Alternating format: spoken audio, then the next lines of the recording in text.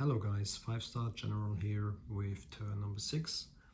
We have January 1939 in Operation Overlord, and we have seen some very exciting turns so far.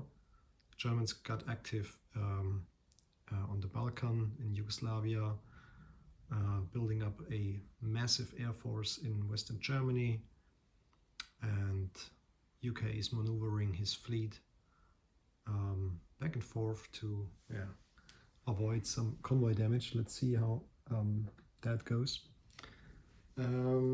First of all, let's do some housekeeping here. The veteran contacted me and asked me if I can do his recruitment role for Vichy. So let's start with this one. Vichy unfortunately has only one territory, southern France, so we will need a 1. Okay, there it is. So successful recruitment role, and he told me if it is successful, I should add an infantry to Syria. So I think you owe me a beer maybe for that successful role. Let's add an infantry here. I'm glad that I was helped. I could have helped you here with that. Okay, well, that went really well for the Axis. Let's proceed with the tech rolls for the Russians. The Russians will roll 4 dice this turn. As you can see, the black die is for advanced mechanized. Jet fighters will be the green die, heavy bombers will be the red die, and the blue die will be improved constructions. So let's see what we get. Okay, we can remove the 5, the blue one, which was improved constructions, but we have the green one is jet fighters with 8 or higher, so I succeed with that.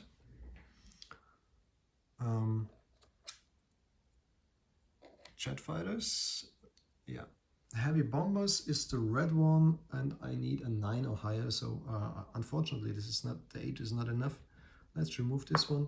But the black one is advanced mechanized, so let me put a roundel there. Let's see if I just use that one. So, all right, that's how it looks at the moment. Pretty well for the Russians. Got decent rolls pretty much every turn. Okay, let's proceed. We do have some units. We need to buy some units here. So from the last turn I got 8 IPP for the Russians. That leads me to 1 artillery for 4, militia upgrade for 2, and another militia for 2, in total 8 bucks. 2 IPP for CCP will just lead me to 1 additional militia here, so that's easy. Then we have the combat moves. There's only 1 combat move this turn, and obviously it will be for CCP. So Xinjiang is currently empty, so I will take that for the CCP. It has no point value, but it does provide me, so I will use a regular infantry, but it does provide me with the wartime bonus of 2. Let me check for an infantry. So now we have 2 infantry left and 3 mountain infantry in, what is it, Qinghai. Remember, that was the battle which went horribly wrong last turn.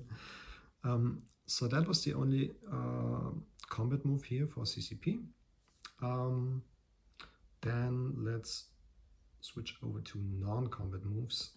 For the CCP there will be no non-combat moves, and for the Russians, of course, we will have some. So first of all, the troops here in Chita, they will just stay there, except the tech bomber, and the tech bomber will move all the way with strategic rail movement to Kiev. So Kiev is the task marker number 1. Let me just put it right here, you can see it. So that's my task marker. Let me just move them a little bit forward so you can see see better what's going on here. There you go. All right, so the attack bomber is now, as you can see here, in Kiev, so that's the task marker number 1. Then we have, what else do we have? We have these 8 infantry here in eastern Ukraine, and they just move 1 space to western Ukraine, together with all the units in Kiev, except the militia and of course attack bombs. So 2 light armor will go to western Ukraine together with another 6 infantry. So that provides me with 6 plus 8 of 14 infantry in western Ukraine. I think we can use the task marker now there. So let's just put everything back on the task marker. And we just leave the fighter there, and the militia, of course, will also stay there. But yeah, again, 14 infantry, 2 light armors are currently in western Ukraine. Let's just put the task marker there. So that should be okay now. Then we still have a couple of units back here in Overlord Kursk, and one of these motorized infantry here will move from Overlord Kursk down to Donetsk Kuban, and one more to North Caucasia. The other 1, 2, 3 motorized. The other 3 motorized here in Overlord Kursk. They will take 2 of the artillery, so they can tow the artillery to Kiev. Just adding stuff here. Yeah, maybe I will get another task marker here for the troops in Kiev. So at the moment we do have attack bomber, 3 artillery, a militia, and 3 motorized infantry. Leaves Overlord Kursk with just an AA gun, and this one will be also strategically moved, a rail move to Leningrad. In Leningrad will also be the 2 infantry from Karelia. They move down, so in total we have now 4 infantry here. And the cavalry, well, not entirely sure about that. The cavalry will move from Karelia. Damn, that's a good question. I think I will just put it also to Leningrad here. Oh no, you know what? You would just take that from Karelia, move it down 1 to Western Russia, 2 to Overlord Kursk. Yeah, I think we can remove the task marker here from Overlord Kursk. There's nothing going on instead of the cavalry here. And let's just place this task marker now, or let's use the task marker 5 now for Leningrad. So I can just place the 4 infantry here. Well, should have knocked them off. Okay, the coastal artillery stays there, but I will move the AA gun and the 2 fighters also on the task marker for Leningrad. All right, looks good. Let's put the task marker in here. So everything is clearly structured. One thing I forgot to move is the torpedo boat destroyer, which is currently in C zone 13. We'll move 1, 2, joining the fleet in C zone 16, which is currently, let me check, 1, 2, 3 submarines. Then we have 1 torpedo boat destroyer, a light cruiser, heavy cruiser, coastal submarine, and 3 destroyers. I think I count 4 submarines here. Yeah, should be right. So the whole fleet, except the strange dude here in the Caspian Sea. All right, I think this is it for the non-combat moves. Let me think about the air transport here. I think I wanted to do something. Yep. Let's move the air transport also to Kiev. I need another task marker. So this guy will fly to Kiev. I will just add another task mark to make sure everything is clearly structured here.